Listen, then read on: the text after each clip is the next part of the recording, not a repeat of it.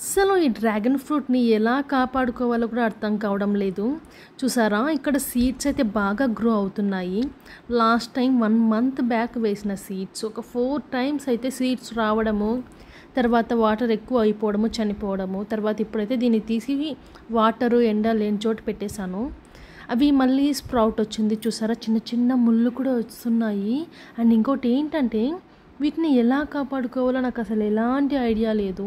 చాలా వీడియోస్ చూసాను. అసలు కొంతమంది అయితే చిన్న చిన్న మొక్కలు కూడా అయ్యాయి. అలా అయితే బాగుంటుందని ఎక్స్పెక్ట్ చేస్తూ ఉన్నా.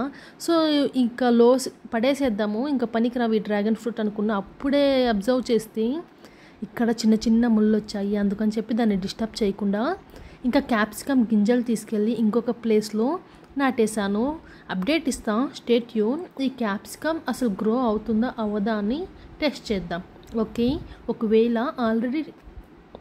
క్యాప్సికమ్ సీడ్స్ని ఆల్రెడీ గ్రో చేసిన వాళ్ళైతే కామెంట్ చేయండి, సీడ్స్ గ్రో అవుతాయా అవ్వవా. Subscribe to my channel. Bye.